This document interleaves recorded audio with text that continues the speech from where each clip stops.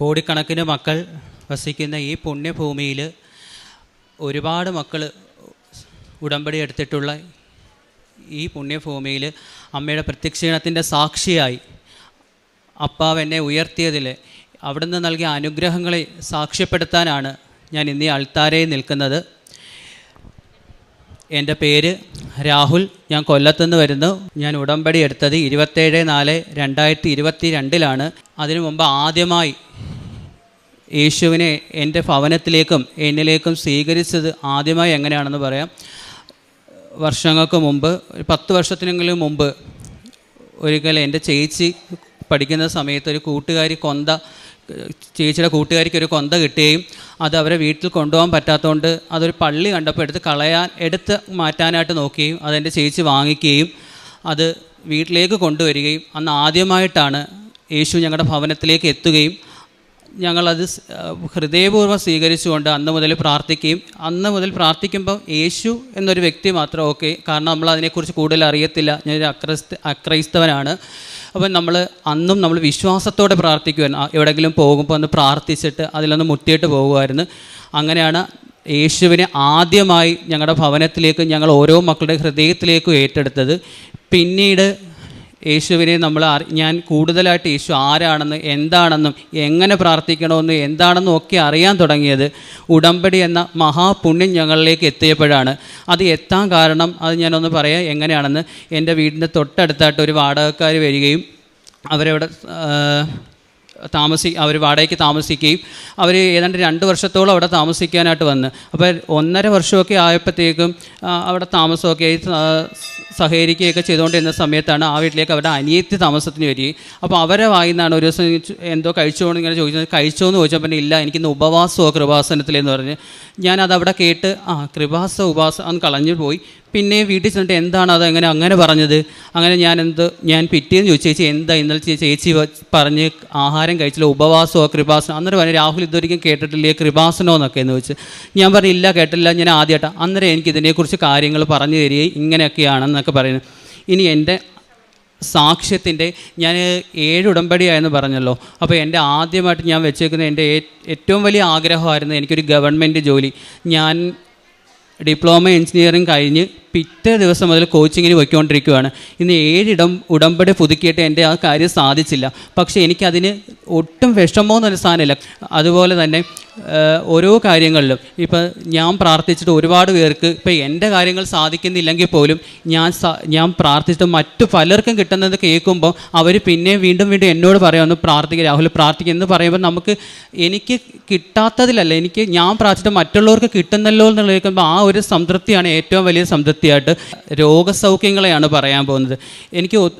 എനിക്ക് ഓർമ്മ പോലുമില്ല, കാരണം എത്രയോ വർഷങ്ങൾ കൊണ്ട് എനിക്കൊരു അലർജി എന്ന് പറയുമ്പോൾ എല്ലാവരും വിചാരിക്കുമോ നിസാല അല്ല.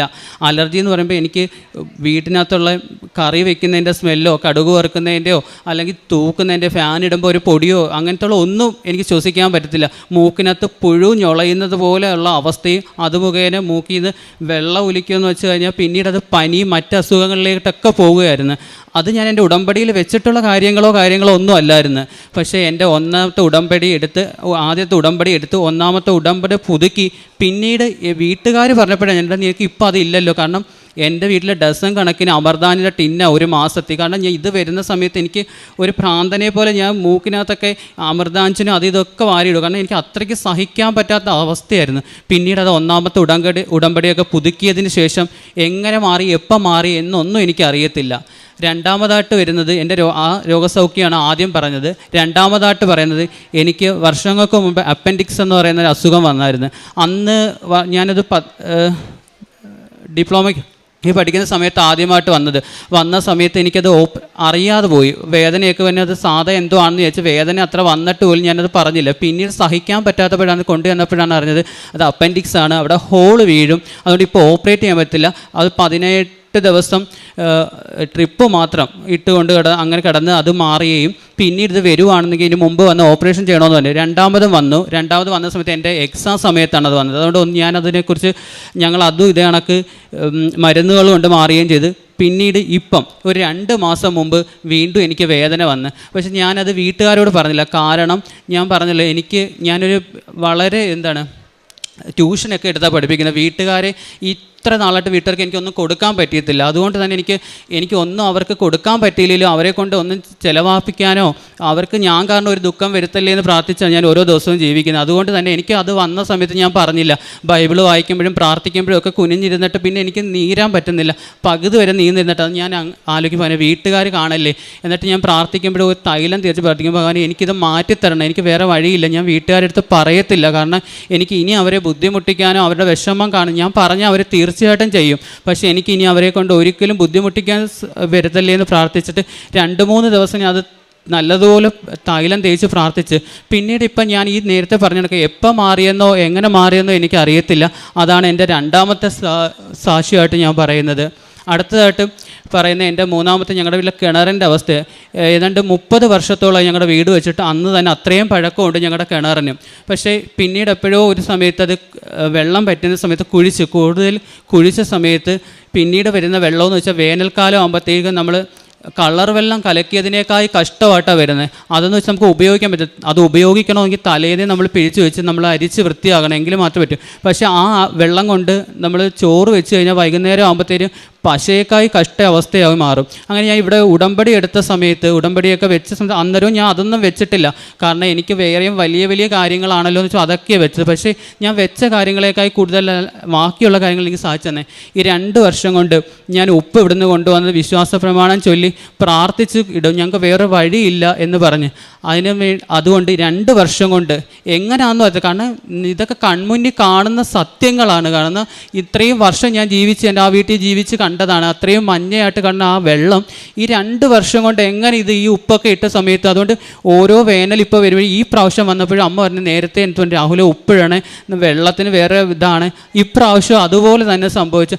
ഇതൊക്കെ കാണുമ്പോൾ അതാണ് നമ്മുടെ സത്യം എന്ന് മനസ്സിലാക്കുന്നത്, കൂടെ ഉണ്ടല്ലോ എന്ന് മനസ്സിലാക്കുന്നത്. അടുത്തതായിട്ട് പറയാൻ വരുന്നത് എൻ്റെ അമ്മൂമ്മയുടെ ഒരു രോഗസൗഖ്യത്തെക്കുറിച്ചാണ് പറയാൻ വരുന്നത്. അമ്മൂമ്മ മാമൻ്റെ വീട്ടിലാണ് താമസിച്ചുകൊണ്ടിരുന്നത്. പെട്ടെന്ന് ഒരു ദിവസം വിളിച്ചിട്ട് പറയുന്നത് ഇങ്ങനെ മോശം പോകുന്നു, വേദന, വയറൊക്കെ വീങ്ങിയിരിക്കുന്നതെന്നൊക്കെ പറഞ്ഞ് അടുത്തുള്ള ഹോസ്പിറ്റലിൽ കൊണ്ടുപോയി. പിന്നെ ഗ്യാസിൻ്റെ അവസ്ഥയാണ് എന്നൊക്കെ പറഞ്ഞ് കൊണ്ടുപോയി തിരിച്ചു കൊണ്ടുവന്ന് മാറുന്നില്ല.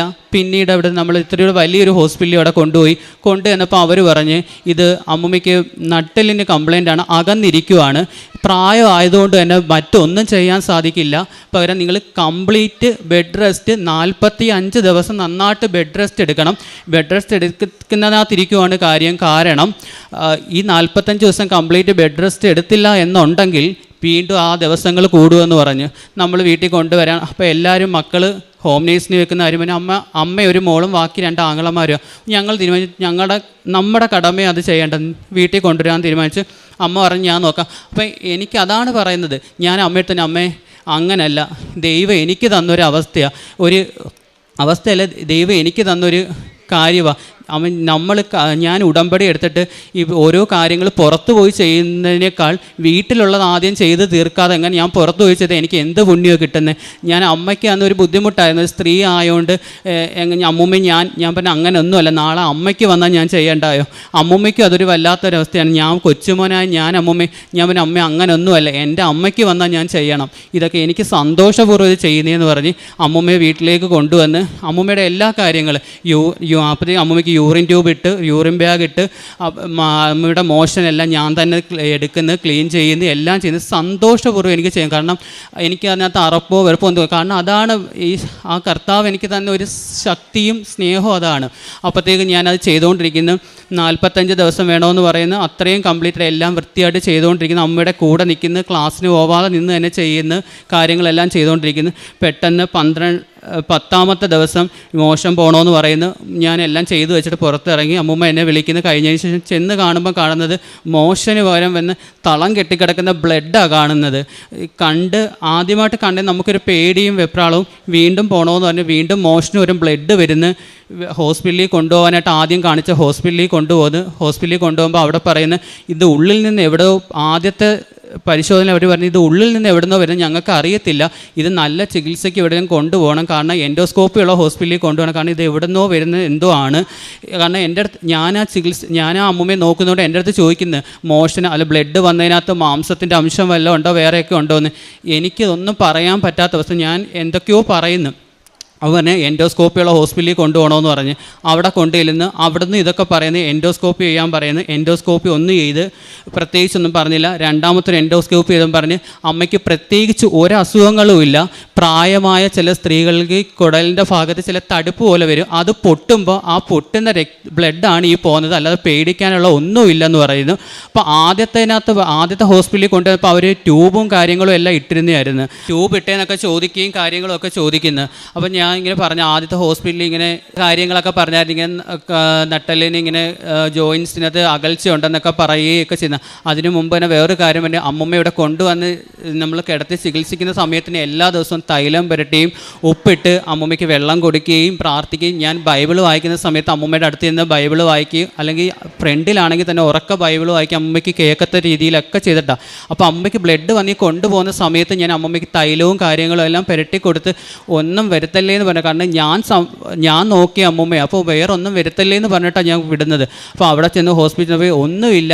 അതുപോലെ തന്നെ ആദ്യ ഹോസ്പിറ്റലിൽ യൂറിൻ ബാഗും ട്യൂബിലിട്ട്. അപ്പോൾ അവർ ചോദിക്കുന്നത് എന്തിനാ, രണ്ടാമത്തെ ഹോസ്പിറ്റലിൽ കൊണ്ടുവന്നപ്പോൾ ചോദിക്കുന്നത് എന്തിനാ ഈ യൂറിൻ ബാഗൊക്കെ ഇട്ടേക്കുന്നത്, അമ്മമ്മയ്ക്ക് വേറെ വല്ല പ്രശ്നമുണ്ട്. അപ്പോൾ ഞാൻ അങ്ങനെ പറഞ്ഞു, ആദ്യ ഹോസ്പിറ്റലിൽ ചെന്നപ്പം ഇങ്ങനെ നട്ടലിന് കംപ്ലയിൻ്റ് ഉണ്ട്, അതുകൊണ്ട് അനങ്ങളിൽ 45 ദിവസം കിടക്കണം. അപ്പോൾ അവർ പറഞ്ഞു ഒരിക്കലും ഇങ്ങനെ കിടക്കത്തില്ല, നട്ടലിന് കംപ്ലയിൻ്റ് ഉള്ള ഒരു വ്യക്തിയാണെങ്കിൽ വേദനയും കാര്യങ്ങളും ഒക്കെ ആയിട്ട് അവർക്ക് ഇരിക്കാനോ കിടക്കാനോ ഒന്നും പറ്റില്ല, കെട്ടിയെല്ലാം വെക്കുമെന്ന് പറഞ്ഞ്. അവർ പറഞ്ഞു ഇവിടെ ചെയ്യണമെന്ന് നോക്കണം, എക്സ്റേ എടുത്ത്. അപ്പോൾ ഇതാരാ പറഞ്ഞു, ഒരു കുഴപ്പമില്ല. അങ്ങനെ ട്യൂബും എല്ലാം എടുത്ത് കിടന്നു പോയ അമ്മൂമ്മ അന്ന് എണീച്ച് 12ാമത്തെ ദിവസം തിരിച്ച് നടന്ന് വീട്ടിൽ വന്ന് ഇന്നും പയറുപോലെ നിന്ന് അവനവൻ്റെ കാര്യങ്ങൾ ചെയ്ത് സന്തോഷത്തോടെ ജീവിക്കുന്ന, അതാണ് എൻ്റെ അടുത്ത സാക്ഷ്യങ്ങൾ പറയുന്നത്.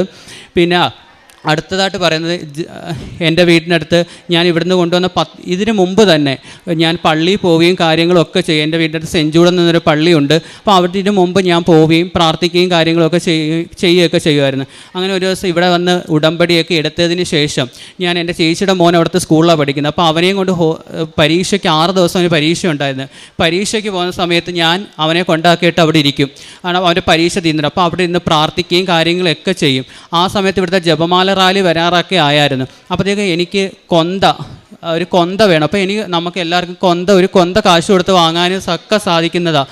ഞാൻ ആ അവിടെ പറഞ്ഞ്, മാതാവേ ഞാൻ 7 ദിവസമുണ്ട്, ഇനി ഒരു 6 ദിവസം പരീക്ഷയുണ്ട്, ഞാൻ ഈ 6 ദിവസം പരീക്ഷ അവനെ കൊണ്ട് കഴിഞ്ഞ് പോകുന്നതിന് മുമ്പ് എനിക്കൊരു കൊന്ത തരണേന്ന് പറഞ്ഞു. കൊന്ത എന്നെ കൊണ്ട് കാശ് കൊടുത്ത് വാങ്ങാൻ സാധിക്കാത്തതുകൊണ്ടല്ല, ഒരു കൊന്ത ഇവിടുന്ന് കിട്ടുവാണെങ്കിൽ ഞാനത് അത്രത്തോളം പുണ്യം അവിടുത്തെ ഹൃദയത്തിൽ നിന്ന്, അവിടുത്തെ സ്വർഗത്തിൽ നിന്ന് തരുന്നതാണെന്ന് വിചാരിച്ചു. അതൊരു കഫത്തിൽ നിന്നോ മലത്തിൽ നിന്നോ മൂത്രത്തിൽ നിന്നോ എന്ത് വീട്ടിൽ കിട്ടിയാൽ ഞാനത് പൊന്നുപോലെ സ്വീകരിക്കുമെന്ന് പറഞ്ഞു. അങ്ങനെ അവിടുത്തെ എല്ലാ ദിവസവും 6 ദിവസവും 5 ദിവസവും എല്ലാ ദിവസവും അവിടുത്തെ ഓരോ ദിവസം ഈശോയെയും മാതാവിനെയും ഔസേപ്പുജാരൻ പിതാവ് ഉണ്ണിയേശനെയും കൊണ്ട് നിൽക്കുന്നതൊക്കെ തൊഴുത് പ്രാർത്ഥിക്കും. 5ാമത്തെ ദിവസമായപ്പം ഞാൻ നോക്കാൻ നേരത്തു ഒരു കൃപാസന പത്രം ഇവിടെ കിടക്കുന്ന പടിയിൽ കിടക്കും. ഞാനത് എടുത്തിട്ട് പറഞ്ഞ് അവനെ 6 ദിവസം പറഞ്ഞ് എന്തോ എനിക്ക് സംഭവിക്കാൻ, ഇതുമായിട്ട് ബന്ധപ്പെട്ട് എന്തോ സംഭവിക്കാൻ പോകണം, അതിന് മുമ്പുള്ള ഒരു അടയാളമാണല്ലോ പത്രം എന്ന് പറഞ്ഞ്. ഇനി ഒരു ദിവസവും കൂടെ ഉള്ള 6 ദിവസം. പിറ്റേ ദിവസം ഞാൻ ചെന്ന് അതേ കണക്ക് പ്രാർത്ഥിച്ചു, ഈശോയെ പ്രാർത്ഥിച്ച് മാതാവിനെ പ്രാർത്ഥിച്ച് ഉണ്ണിയേശുവിൻ്റെ പിതാവിൻ്റെയും ചെന്നപ്പം ഉണ്ണിയേശുവിൻ്റെ കഴുത്തിൽ ഒരു കൊന്ത കിടക്കുന്നു. എനിക്ക് അത്രത്തോളം സന്തോഷം കൊണ്ട് ഞാൻ കരഞ്ഞവിടെ നിന്ന്. ഭഗവാനെ, ആ കൊന്ത ഞാൻ ഇന്നും ഉപയോഗിക്കുകയും ഇന്നും അത് എത്രയോ വർഷമായിട്ട് ഇന്നും ഞാൻ ആ കൊന്ത ഉപയോഗിച്ചാണ് കൊന്ത എല്ലുകയും ജപമാല റാലിയിൽ പങ്കെടുക്കുകയും എല്ലാം ചെയ്യുകയും കാര്യങ്ങളൊക്കെ ചെയ്യുന്നത്. എനിക്ക് കിട്ടിയ ഒരു പുണ്യം വെച്ചാൽ 7 ഉടമ്പടിയിലും 2 ഉടമ്പടിയിലും എനിക്ക് മാതാവിനെ കയ്യിൽ എന്താണ്ട ഭാഗ്യവും, 5 ഉടമ്പടിയിലും ഓരോ തിരി വസ്തുക്കളെല്ലാം 5 ഉടമ്പടിയിലും എനിക്ക് എല്ലാം എടുക്കാനുള്ള ഭാഗ്യവും എനിക്ക് കിട്ടി. അങ്ങനെ എത്ര പേർക്ക് കിട്ടിയിട്ടോ എനിക്കറിയത്തില്ല. 7 ഉടമ്പടിയിൽ 2 പ്രാവശ്യം മാതാവും 5 പ്രാവശ്യം ഓരോ വസ്തുക്കളും എടുക്കാൻ, പുണ്യമായ ഓരോ വസ്തുക്കളും ഏന്താനുള്ള ഭാഗ്യം എനിക്കുണ്ടായി. അത്രയുണ്ട്. പിന്നീട് ഓരോ പ്രാവശ്യവും പലപ്പോഴായിട്ട് മാതാവിൻ്റെ സാന്നിധ്യങ്ങൾ മെഴുകുതിരിയിലും മഴവില്ലായും ഒക്കെ സാധിക്കുന്നുണ്ട്. അതൊക്കെ എനിക്ക് ഏറ്റവും വലിയ പുണ്യമായിട്ട് ഞാൻ കരുതുന്നു. പിന്നെ അതുപോലെ തന്നെ എൻ്റെ പ്രേക്ഷിത പ്രവർത്തനങ്ങളും കാര്യങ്ങളും എന്നൊക്കെ പറഞ്ഞ് ഞാൻ ഇവിടുന്ന് പത്രം വാങ്ങിച്ചുകൊണ്ട് പോകുന്നത്. ആദ്യമൊക്കെ എൻ്റെ ഉടമ്പടിയിൽ ഞാൻ പത്രം വാങ്ങിച്ചുകൊണ്ട് പോകുമ്പോൾ പള്ളിയിൽ കൊണ്ടുവയ്ക്കത്തുള്ളൂ. കള്ളം പറയേണ്ട ആവശ്യമില്ല. 2 പ്രാവശ്യം ഞാൻ പള്ളിയിൽ കൊണ്ടുവച്ചിട്ടുള്ളൂ. 3-ാമത്തെ പ്രാവശ്യം ഞാനെടുത്ത് ഇങ്ങനൊന്നും അല്ലല്ലോ ഇത് ചെയ്യണം, ഞാൻ പിന്നെ എന്തിനിതൊക്കെ എടുക്കുന്നത്, ഞാൻ എന്തിനാ ഉടമ്പടി എടുക്കുന്നത്, ഇങ്ങനെ ചെയ്തല്ലല്ലോ ചെയ്യേണ്ടത്. 3-ാമത്തെ പ്രാവശ്യം മുതൽ ഞാൻ ഇവിടുന്ന് ഓരോ പത്രങ്ങൾ കൊണ്ടുപോയി, പത്രങ്ങൾ തൈലം തേച്ച് വിശ്വാസ പ്രമാണം ചൊല്ലി ഓരോ വീടുകൾ തോളും കയറി ഇറങ്ങി കൊണ്ടു കൊടുക്കാൻ തുടങ്ങി. ആരും അങ്ങനെ എനിക്ക് എൻ്റെ അടുത്ത് എല്ലാവരും പറഞ്ഞിട്ട് ചിലർ വേണ്ടാന്നൊക്കെ, പക്ഷേ എൻ്റെ കൂടെ ആരും പറഞ്ഞിട്ടില്ല, വേണ്ടാന്ന് പറഞ്ഞിട്ടില്ല. പലരും എന്നെ വിളിച്ചെത്തി വാങ്ങിച്ചിട്ട് വെള്ളം വേണമെന്നൊക്കെയാണ് ചോദിക്കുന്നത്. എനിക്ക് അത്ര സന്തോഷം. പിന്നീട് ഓരോ പ്രാവശ്യം വരും തോറും പത്രങ്ങളുടെ എണ്ണം ഞാൻ കൂട്ടാൻ തുടങ്ങി, കാശ് രൂപം കൊണ്ടുപോകാൻ തുടങ്ങി, ഓരോരുത്തരുടെയും കരങ്ങളിലേക്ക് അത് എത്തിക്കാൻ തുടങ്ങി. അങ്ങനെ ഓരോ കാര്യങ്ങൾ ചെയ്യാൻ തുടങ്ങി. ഈ കഴിഞ്ഞ പ്രാവശ്യം ഉടമ്പടി പുതുക്കാൻ വന്നപ്പോൾ എനിക്ക് കിട്ടിയത് 3 കെട്ട് പത്രം കിട്ടി. അപ്പം സാധാരണ ചിലപ്പോൾ 4 കെട്ട് പത്രം തരും. അപ്പോൾ എനിക്കിപ്പോൾ തികയുന്നില്ല പത്രം കൊടുക്കാനായിട്ട്. അപ്പോൾ ഞാൻ പ്രാർത്ഥിച്ചു, എനിക്ക് മാത്രം ഇതെന്ത് 1 കെട്ട് കുറവാണോ എന്ന് പ്രാർത്ഥിച്ചിട്ട് ഞാൻ ഇവിടുന്ന് പോയി പള്ളിയിൽ പോയി. ഞാൻ എന്ന് പറഞ്ഞാൽ പള്ളിയിൽ പോയി പ്രാർത്ഥിച്ചിട്ടാണ് പത്രം കൊടുക്കുന്നത്. അവിടെ ചെന്നപ്പോൾ 2 കെട്ട് പത്രം ആ പള്ളിയിലിരിക്കുന്നത്. അങ്ങനെ മൊത്തം 6 കെട്ട് പത്രമായിട്ട് ഞാൻ അവിടെ കൊടുത്ത് സന്തോഷത്തോടെയാണ് വരുന്നത്. പിന്നീട് എല്ലാവരും സോഷ്യൽ മീഡിയ ഉപയോഗിക്കുന്ന കൂടുതലും പേര് പലരും, പക്ഷേ ഞാൻ സോഷ്യൽ മീഡിയ ഉപയോഗിക്കുന്നത് എനിക്ക് ഇതുപോലത്തുള്ള കാര്യങ്ങൾ പറയാനും, എനിക്ക് അറിയാത്ത പലരും ഇവിടെ വന്ന് ഉടമ്പടി എടുത്തോളൂ. എൻ്റെ ഏറ്റവും അടുത്ത കൂട്ടുകാർ, പക്ഷേ ഞങ്ങൾ ഇന്നുവരെ കണ്ടിട്ടില്ല. ഞങ്ങൾ ഫോണിലൂടെയുള്ള ഈ സംഭാഷണം മാത്രമേ ഉള്ളൂ. ഞാൻ എപ്പോഴും പറയും മാതാവിനെക്കുറിച്ചും കാര്യങ്ങൾ ഇന്നും ഞാൻ പറഞ്ഞിട്ടാണ് വന്നേ. ഇന്നലെ അവരിവിടെ വന്ന് ഉടമ്പടി പുതുക്കി. അങ്ങനെയൊക്കെ ഓരോ കാര്യങ്ങൾ എനിക്ക് ചെയ്യാൻ സാധിക്കുന്നുണ്ട്. അതൊക്കെ പുണ്യമായിട്ട് ഞാൻ കരുതുന്നു. വ്യക്തിപരമായി വന്ന മാറ്റമെന്ന് വെച്ചാൽ ഒരുപാട് മാറ്റങ്ങളാണ് വന്നതെന്ന് വെച്ചാൽ, ഞാൻ ബൈബിള് വായിക്കുന്നതൊക്കെ ഇവിടുന്ന് ആദ്യമേ പുതിയ നിയമത്തിൻ്റെ ഒരു ബൈബിള് വാങ്ങിച്ചുകൊണ്ട് പോയി അത് കംപ്ലീറ്റ് ചൊല്ലി തീർത്ത് രണ്ടാമത് ഇവിടെ നിന്ന് ഞാനൊരു വലിയ ബൈബിൾ വാങ്ങിച്ചുകൊണ്ട്. അപ്പോൾ ഇതൊക്കെ കാണുമ്പോൾ അമ്മയൊക്കെ എൻ്റെ അടുത്ത് ചോദിക്കും, രാഹുൽ ഇങ്ങനെ ചെയ്യുമോ? ഞാൻ പറയും ഇങ്ങനെയാണ് അമ്മ ചെയ്യേണ്ടത്, നമ്മൾ അറിയാത്ത പല കാര്യങ്ങളും ഉണ്ട് ഇതിനെക്കുറിച്ച്. ഞാൻ അതുപോലെ തന്നെ രാവിലെ അച്ഛനെ ഡെയിലി ബെഡ് കഴിഞ്ഞാൽ ഞാൻ എൻ്റെ പിന്നീടുള്ള ഒരു ദിവസം ഒരു 10-25 സാക്ഷ്യങ്ങൾ കാണും. ആ സാക്ഷ്യങ്ങൾ പലപ്പോഴും തന്നിട്ടുള്ള ഒരു ഊർജ്ജങ്ങളുണ്ട്. ഡൗൺ ആയി പോയ സമയത്ത് ഒരു ഗീതാകുമാരിയുടെ സാക്ഷ്യമൊക്കെ, ഒരു അമേരിക്കയിൽ പോയ നിസ്സാരമായ അവർ അവിടുന്ന് മാതാവ് കൊടുത്ത ഓരോ അനുഭവങ്ങൾ അവർക്ക് ലഭിച്ച അതൊക്കെ എനിക്ക് നൽകിയ എനിക്ക് 6-ാമത്തെ ഉടമ്പടിയിലൊക്കെ അതൊക്കെ നൽകിയ ഒരു അനുഭവം എന്ന് പറഞ്ഞാൽ വളരെ വലുതാണ്.